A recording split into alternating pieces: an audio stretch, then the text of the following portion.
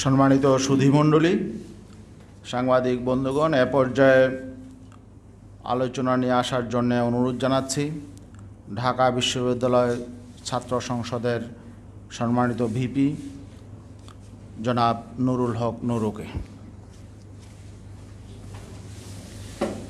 আউযুবিল্লাহি মিনাশ শাইতানির রাজিম। বিসমিল্লাহির রহমানির রহিম। উপস্থিত দেশের গণ্যমান্য আলেম ওলামা এবং ইসলামী রাজনৈতিক নেতৃবৃন্দ সহ যারা উপস্থিত আছেন প্রত্যেকে আমার সালাম, আসসালামু আলাইকুম। আজকের যে বিষয়টি আলোচনার টপিকস হিসেবে নির্ধারণ করা হয়েছে যে ভারতীয় আগ্রাসনের স্বরূপ এবং আমাদের স্বাধীনতার সংকট, এই হেডলাইনে অনেকে সাহস করে আলোচনা ও আয়োজন করবে না এই হেডলাইনটার কারণে। আপনি যদি দেশের বুদ্ধিজীবী, যারা তথাকথিত বুদ্ধিজীবী হিসেবে খুব পরিচিত, মিডিয়া মহলে যাদের একটা চাহিদা আছে, ধরেন যারা বিভিন্ন সময় সুপরামর্শ দিয়ে থাকে, কাজের সময় তাদেরকে পাবে না, তাদের কাছে যদি যান এরকম একটা হেডলাইন নিয়ে, আগেই বলবে যে এই লাইন চেঞ্জ করো, এইটা কীরকম, আমাদের স্বাধীনতা কি সংকটে পড়েছে।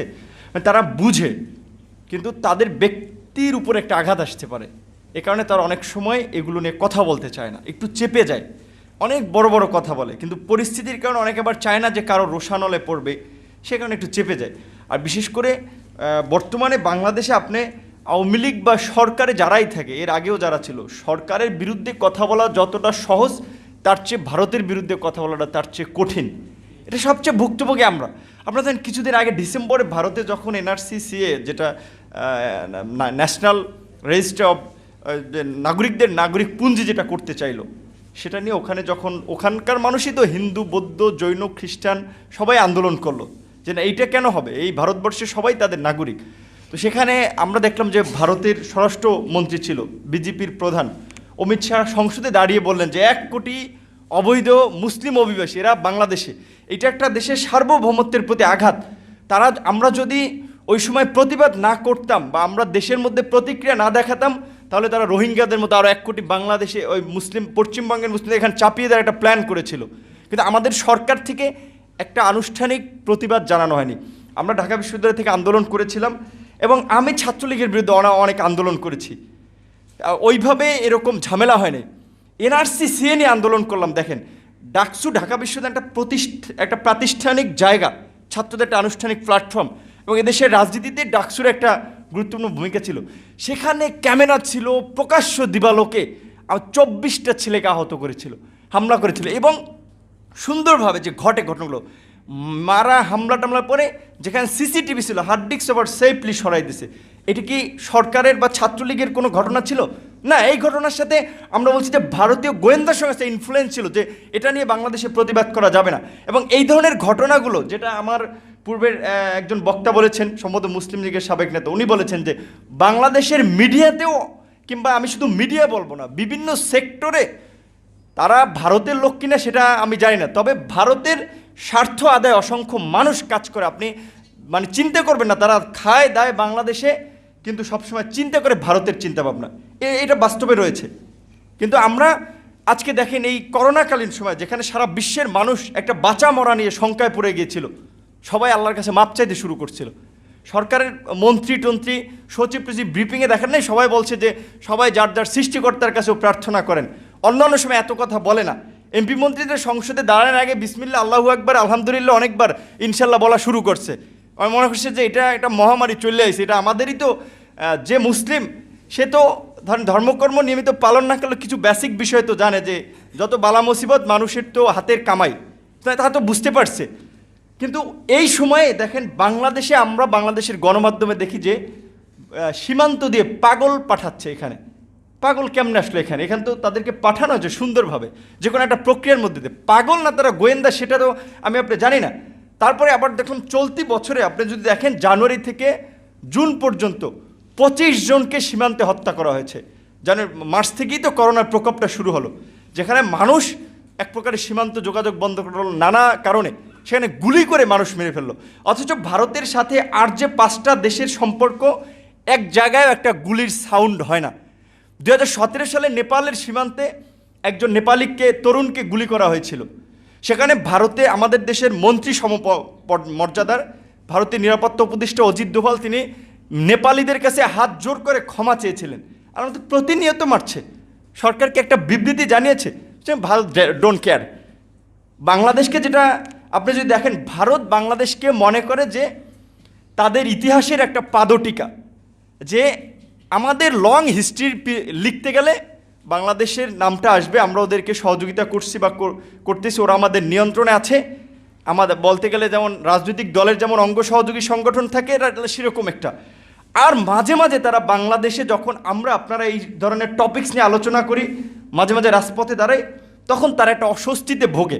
বাট এছাড়া কিন্তু বাংলাদেশকে তারা ওইভাবে গুরুত্ব দেয় না, কারণ জানে যে এখানকার ক্ষমতার নাটাই, প্রশাসনিক নাটাই, রাজনৈতিক নাটাই সব তাদের হাতে। আপনি চাইলে কিচ্ছু করতে পারবেন না।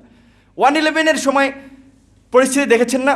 1/11-এর যে সেনাপ্রধান জেনারেল মঈন আহমেদ একটা বই লিখেছে, ওই বইতে লিখেছে যে তারা যখন ক্ষমতা নেবে এখানকার, তিনি ভারতের প্রধানমন্ত্রী মনমোহন সিংকে বলেছিলেন যে এই পরিস্থিতিতে দেশে এরকম হবে, এখন আমরা আপনার সহযোগিতা চাই। তার সহযোগিতা চেয়েছিল, বিকজ তারা বুঝতে পেরেছিল যে তারা আর্মি যদি ক্ষমতায় নেয়, মিলিটারি পাওয়ারে আসে, বা যেহেতু রাজনৈতিক নাটাইটা তাদের হাতে, সুতরাং তাদেরকে লাগবে। তখন তার পজিটিভ একটা রিভিউ ছিল। ইভেন আপনার যে তত্ত্বাবধায়ক সরকার নিয়েও যে ওই সময়ে যে ধরেন তত্ত্বাবধায়ক সরকার ব্যবস্থা নিয়েও কারা গঠিত হবে, কি প্রক্রিয়া ফর্ম হবে, আমাদের সেখান তো 2008 সালের নির্বাচন তো আপনারা জানেন, অস্কার ফার্নান্দেস তারানকো, জাতিসংঘের মহাসচিব, সহকারী মহাসচিব, নানান ব্যক্তিরা এসেছিল।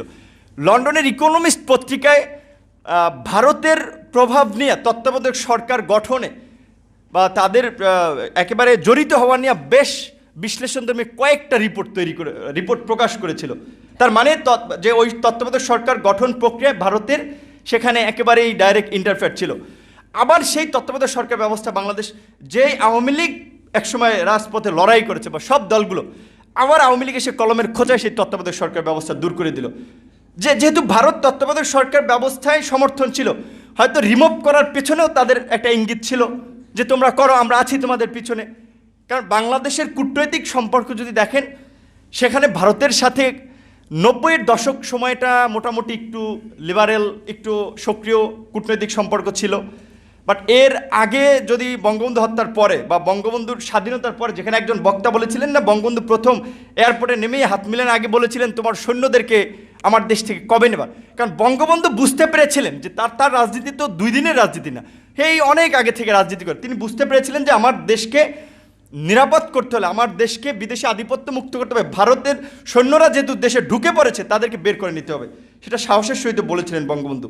এবং ভারত আমাদের মুক্তিযুদ্ধে সহযোগিতা করেছিল, আমরা গ্রেটফুল, আমরা তাদের মঙ্গল কামনা করি সব সময়। কিন্তু তার মানে তো এই না যে তারা আমাদেরকে সীমান্তে মারবে, বর্ষার সময় ফারাক্কা ব্যারেজের গেট খুলে প্রতি বছর ডুবিয়ে মারবে, আর আমরা বলতে থাকবো ভারতের সাথে আমাদের রক্তের সম্পর্ক, ভারতের সাথে আমাদের রাখির বন্ধনের সম্পর্ক। এই কথা যারা বলে থাকেন, হয় তারা আহাম্মক, না হলে তারা ভারতের দালাল একেবারে, যারা এই কথা বলে থাকেন। আমরা তো বলছি যে আমরা ভারতের প্রতি কৃতজ্ঞ, তাদের মানুষের সাথে আমাদের মানুষের তো খুব বেশি বৈপরীত্য নাই, কিন্তু বৈপরীত্যটা হচ্ছে রাষ্ট্রীয় পর্যায় থেকে। কারণ তারা এখানকার রাজনীতিটাকে এমনভাবে প্রভাবিত করে যে ক্ষমতায় যাওয়ার ক্ষেত্রে দেখেন, এই যে সীমান্ত হত্যাকাণ্ড ঘটছে না, এটা কি স্বাভাবিক কোনো ঘটনা? একটা দেশের কয়টা রাজনৈতিক দল সেটা নিয়ে প্রতিবাদ করছে, বিভিন্ন বিষয়ে তো প্রতিবাদ করে। এনআরসি সিএ নিয়ে যখন বলা হলো 1 কোটি মুসলিমকে বাংলাদেশে পাঠিয়ে দেওয়া হবে, রাষ্ট্রীয় পর্যায় থেকে কয়টা দল প্রতিবাদ জানাইছে? কারণ কেউ চায় নাই যে দাদাবাবুরা যাতে অসন্তুষ্ট হোক। এরকম একটা ভারত তোষণের রাজনীতি এখানে চলছে দীর্ঘদিন ধরে। আর বঙ্গবন্ধু এবং আরেকজন বক্তা বলেছেন যে বঙ্গবন্ধু এবং জিয়া হত্যাকাণ্ডের পেছনে আমরা মনে করি এটি দেশীয় কোনো ঘটনা ছিল না, আন্তর্জাতিক একটা বিশাল চক্রান্ত ছিল, এবং সেখানে হতে পারে ভারতের ইনভলভমেন্টও থাকতে পারে। বিকজ আপনি যদি দেখেন, বাংলাদেশকে ভারত সহযোগিতা করছে 74 সালে, আবার ভারত চেয়েছিল যে বাংলাদেশকে ব্যবহার করবে, তারা যে পাকিস্তান থেকে ছুটাইয়া তারপরে তাদের স্বার্থে ব্যবহার করবে। 74 সালে যখন ওআইসি, ইসলামিক দেশগুলোর যে সংস্থা, 74-এ যখন ওখানে যাবেন, বঙ্গবন্ধু সিদ্ধান্ত নেন, ইন্দিরা গান্ধী কিন্তু বঙ্গবন্ধুকে মানে তার মেসেজ পাঠিয়ে না যাওয়ার জন্য অনুরোধ করেছিলেন। বঙ্গবন্ধু কিন্তু গিয়েছিলেন, কারণ তিনি বুঝলেন এখানকার 90% মানুষ মুসলিম, সুতরাং আমি কেন মুসলমান দেশগুলোর সাথে একটা সহযোগিতার সম্পর্ক গড়ে তুলব না। তিনি কিন্তু গিয়েছিলেন। তারপর 74-এ স্থল সীমান্ত চুক্তি নিয়ে, পানি বন্টনের স্বল্পমেয়াদী চুক্তি নিয়ে ভারতের সাথে কিন্তু একটা অসন্তোষ তৈরি হয়েছিল।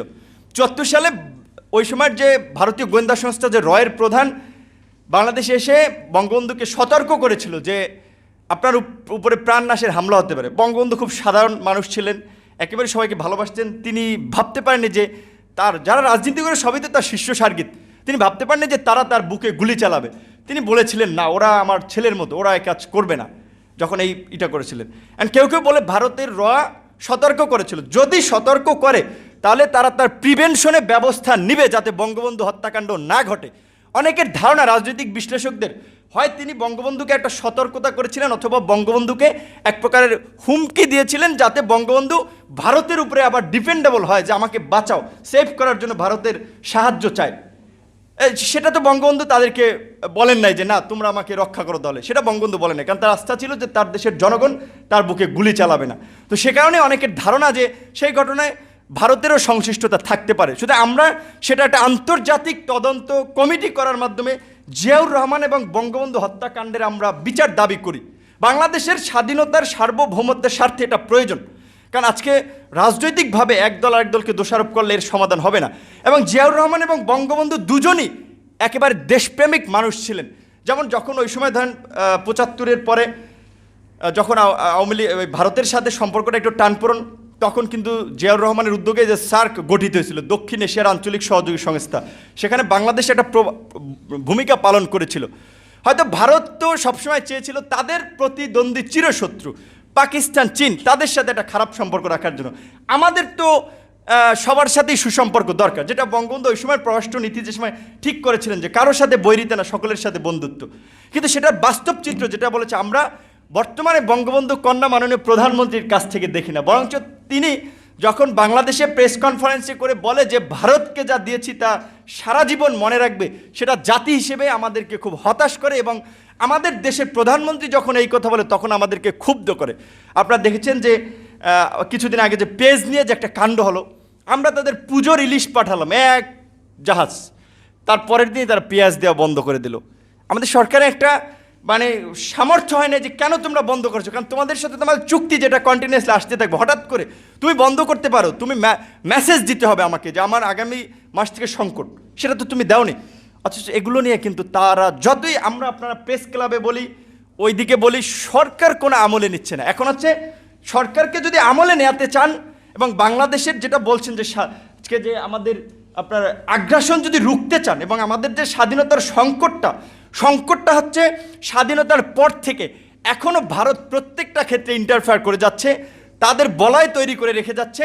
বাংলাদেশকে যেটা বলছে যে সিকিমের মতো নিবে না, কিন্তু বাংলাদেশকে শোষণ করবে রাজনৈতিকভাবে, অর্থনৈতিকভাবে, এবং তাদের হাতের পুতুল বানিয়ে রাখতে যাবে। সুতরাং সেখান থেকে যদি মুক্ত করতে চান তাহলে আমাদের ইসলামিক, অন ইসলামিক কোনো মানুষ, শুধু বাংলাদেশের যারা দেশপ্রেমিক জনগণ, তাদের একটা ঐক্য ছাড়া এই অবস্থার থেকে উত্তরণের সম্ভব না। সেজন্য আজকে ইসলামী আন্দোলনের পক্ষ থেকে এই ধরনের উদ্যোগ নেওয়া হয়েছে। এখানে অনেক ইসলামিক দলের নেতৃবৃন্দ আছেন, আমি তাদের প্রতি ধন্যবাদ জানাই। যে আপনারা অনেকে বলে যে হুজুররা খালি মসজিদ কেন্দ্রিক রাজনীতি করে, তাবলিগ কেন্দ্রিক, শুধু আপনারা আজকে আন্তর্জাতিক প্রেক্ষাপটে বর্তমানে বাংলাদেশ খুবই একটা যেমন ট্রাম্প কার্ড বলতে আপনি যদি খেলতে পারেন আপনি জয়লাভ করবেন, আর যদি আমরা কারো খেলার পাত্র হই তাহলে আমাদের নিয়ে খেলবে, ফুটবলের মতো, যেটা যদি আমরা প্লেয়ার হই আমরা লাথি দিতে পারবো, আর যদি ফুটবল হই তাহলে আমাদের লাথি খাওয়া লাগবে। আজকে চীন যেভাবে বাণিজ্যিকভাবে বিশ্ব একটা রাইজিং শক্তি হচ্ছে, তারা চাচ্ছে যে বাংলাদেশে তাদের বিনিয়োগ করতে, বাংলাদেশকে হেল্প করতে, আবার ভারতও চাচ্ছে, আবার আমেরিকাও চাচ্ছে কৌশলগত কারণে যে আমাদের সাথে গুড রিলেশন তৈরি করতে। সুতরাং আমি কেন একটা দেশের উপরে ডিপেন্ডেবল হব? যেই তিস্তা চুক্তি এত বছরেও হয়নি, স্বাধীনতার 50 বছরে হয়নি, সেখানে চীন $100 কোটি তিস্তা ব্যারেজ প্রকল্পে সহায়তা করতে চাইছে। সুতরাং ভারত অখুশি হতে পারে, কিন্তু আমি কেন নিব না? তুমি তো আমাকে তিস্তা চুক্তি দিচ্ছ না। শুধু তিস্তা নয়, 54টি নদীর ন্যায্য হিস্সা আমরা পাচ্ছি না, যে কারণে বলা চলে যে আপনার শুকনা মৌসুমে উত্তরাঞ্চল ফেটে চৌচির হয়ে যায়, আর এইদিকে বর্ষার সিজনে আমাদেরকে ডুবিয়ে মারে ভারত। অথচ এই ফারাক্কা বাঁধ কিন্তু পরীক্ষামূলকভাবে 41 দিনের জন্য শুরু করেছিল। এবং আপনারা একটা কথা, যে মাওলানা ভাসানীকে এই দেশের অন্যতম একজন নেতা বলা, আগ্রাসন বিরোধী নেতা বলা হয়, কারণ তিনি ওই সময় একটা কথা বলেছিলেন যে আমরা দিল্লির গোলামি করার জন্য পিন্ডি থেকে মুক্তি হয়নি, অর্থাৎ যে পাকিস্তানের রাজধানী ছিল, যে সেই পাকিস্তানকে ইন্ডিকেট করে বলছে যে কারণ দিল্লির দিকে তখন এভাবে আমরা দিল্লির আগ্রাসনে পরিণত হচ্ছি। কাজে আজকে সেই মাওলানা ভাসানীর সেই কথার যথার্থতা রয়েছে। আজকে এখানে আমরা রাজনৈতিক, সামাজিক, অর্থনৈতিক সব ক্ষেত্রেই ভারতীয় আগ্রাসনের শিকার। আজকে সাংস্কৃতিক ক্ষেত্রে বাংলাদেশের চ্যানেল বলেন বিটিভি সরকারের চ্যানেলটা ওখানে দেখাতে পারেনি, অথচ ভারতের সবগুলো চ্যানেল এখানে, এবং ভারতীয় চ্যানেলে এখানকার পণ্যের অ্যাড হয়। আর তাদের সংস্কৃতি অনেকে বলার চেষ্টা করে থাকেন যে ভারতীয় সংস্কৃতি আমাদের সংস্কৃতিটা মেলবন্ধন রয়েছে, তাদের সংস্কৃতির ক্ষেত্রে অনেক ক্ষেত্রে আমাদের ডিফারেন্স আছে, এটা মনে রাখতে হবে। কারণ আমাদের এখানকার সামাজিক মূল্যবোধ অনেকটা ভিন্ন রকম। আমরা এখানে হতে পারে একটা বিশ্ববিদ্যালয়ে পড়ুয়া একজন ছেলে টি শার্ট পরে, জিন্স পরে, কিন্তু সেও নামাজ কালাম পরে এবং ধর্ম যেই জিনিসটাকে একেবারে ব্যান করে সেটার প্রতি তার খুব একটা আগ্রহ থাকে না। কিন্তু এখন এই যে দেখেন সোশ্যাল মিডিয়ার পেজ মেজ, ভারতীয় বিভিন্ন সিরিয়াল টিরিয়াল, তারপরে আরও কি যেন বলে আপনার অনেকগুলো, এগুলো বাংলাদেশের যুব সমাজকে কিংবা বাংলাদেশের সাংস্কৃতিক ক্ষেত্রে একটা বড় ধরনের আগ্রাসন। তো আজকে এই আলোচনার জন্য আপনাদেরকে ধন্যবাদ জানাই। এবং আরেকটা কথা বলি শেষ করব, যেটা আমি বলছিলাম যে বাংলাদেশ এখন আন্তর্জাতিক ক্ষেত্রে খুবই গুরুত্বপূর্ণ। যেমন চায়না যেমন ওয়ান বেল্ট ওয়ান রোড প্রকল্পে বাংলাদেশকে নিতে চাচ্ছে, আমেরিকা সহ আবার তার মিত্ররা আবার আপনার এশিয়া প্যাসিফিক করিডোর করতে চাচ্ছে, সেখানেও তারা বাংলাদেশকে চাচ্ছে। ভারত সহযোগিতা করতে চাচ্ছে, আমাদেরকে আমেরিকা চাচ্ছে, চায়না চাচ্ছে। আমাদের স্বার্থের জন্য যাদের সাথে সম্পর্ক করার দরকার সেই সম্পর্কটা করতে হবে। আর আজকে যেহেতু ইসলামিক দলসমূহের এখানে প্রোগ্রাম, সেজন্য একটা কথা বলে শেষ করব। আমাদের দেশে রাষ্ট্রধর্ম ইসলাম, আপনারা খুব সন্তুষ্ট আছেন। রাষ্ট্রধর্ম ইসলাম সেটা নিয়ে আমি বলছি না, আমি বলছি কিন্তু এখানকার যারা ইসলাম বা ধর্মের ক্ষেত্রে কতটুকু মূল্যায়ন পায় মানুষ। আপনি দাড়ি টুপি নিয়ে যদি চাকরি বাকরির একটা ভাইবা বোর্ডে যান, হয়তো খুব কম মানুষ আপনাকে প্রেফার করবে যে এই লোকটাকে আমরা নেই। ম্যাক্সিমাম লোকের একটা বিরূপ ধারণা যে হুজুরদের। তাহলে এই পরিবেশটা কেন তৈরি হলো? এই ব্যারিয়ারটাও ভাঙার জন্য আপনাদেরকে সমাজের সকল ধারায় মিশতে হবে, সকল জায়গায় আপনাদের প্রতিনিধিত্ব নিশ্চিত করতে হবে, এবং আপনাদেরকেও আপনাদের জায়গা থেকে দাবি জানাতে হবে। শিক্ষকদের সংগঠন আছে, শিক্ষক সমিতি, আমলাদের সংগঠন আছে, আপনাদেরও যারা বিশেষ করে ধর্মীয় বিষয়গুলোকে খুব ভালোভাবে ছড়িয়ে দিতে চান বা এই বিষয়গুলো নিয়ে কাজ করে চান, ইসলামিক চিন্তাভাবনা করেন, তাদেরকেও এই বিষয়টা আজকে সামনে আনতে হবে যে মাদ্রাসার ছাত্রদেরকে কেন বিভিন্ন ক্ষেত্রে বৈষম্যের শিকার করা হয়। দাওরা হাদিসকে মাস্টার্সের সমমান দিছে, কিন্তু দাওরা হাদিসের মাস্টার্সের সার্টিফিকেট নিয়ে একটা ছেলে জেনারেল লাইনের ছেলের সাথে কি চাকরির প্রতিযোগিতায় কোথাও টিকবে না। কারণ সে তো বাংলা ইংলিশ যেই প্যাটার্নে কোশ্চেন হয় সেটা তো সে পরে আসে না, ওইভাবে চর্চা করে আসে না। প্রয়োজনে তাদের জন্য যে কর্মক্ষেত্রগুলো আছে সেখানে তাদেরকে ব্যবস্থা করতে হবে কর্মসংস্থানের। আপনি একজন ইমামের পিছনে নামাজ পড়তে পারেন, রাষ্ট্রপতিও তার পিছনে নামাজ পড়তে পারে।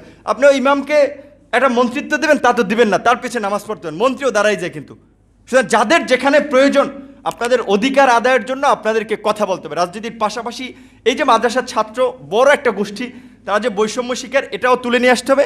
এবং আজকের এই আয়োজনের জন্য বা আমাকেও ছাত্রনেতা হিসেবে এখানে ইনভাইট করার জন্য আপনাদেরকে ধন্যবাদ জানাই। আসসালামু আলাইকুম। অসংখ্য ধন্যবাদ বাংলাদেশের ছাত্র সমাজের প্রতিনিধি ডাকসুর ভিপি নুরুল হক নুরুকে। একটি বিষয়ে বলা প্রয়োজন, আসলে ভারতের যে কোনো আগ্রাসন, যে কোনো অন্যায়ের বিরুদ্ধে কিন্তু ইসলামী আন্দোলন বাংলাদেশ সবসময় রাজপথে অবতীর্ণ হয়েছিল। এনআরসির বিরুদ্ধে, টিপাইমুখ বাদের পরিকল্পনার বিরুদ্ধে কিন্তু ঐতিহাসিক লং মার্চ করেছিল ইসলামী আন্দোলন বাংলাদেশ। এনআরসি সিএ এর বিরুদ্ধে রাজপথে অবতীর্ণ হয়েছিল ইসলামী আন্দোলন বাংলাদেশ। ইভেন যখন বঙ্গবন্ধুর জন্ম শতবার্ষিকী উদযাপনের অনুষ্ঠানে নরেন্দ্র মোদীকে দাওয়াত করা হয়েছিল, সেটারও তীব্র প্রতিবাদে কিন্তু মাঠে ময়দানে অবতীর্ণ হয়েছিল ইসলামী আন্দোলন বাংলাদেশ। যাই হোক, ইসলামী আন্দোলন বাংলাদেশ কিন্তু এই মানে ভারত জুজুতে কোনো রাজনৈতিক কর্মসূচি থেকে নিবৃত থাকে না, বরং যেটা যখন বলা প্রয়োজন সেটা সাহসের সাথে বলার চেষ্টা করে, জনগণকে সচেতন করার চেষ্টা করে। আজকের এই সেমিনারও তারই একটা ধারাবাহিকতা।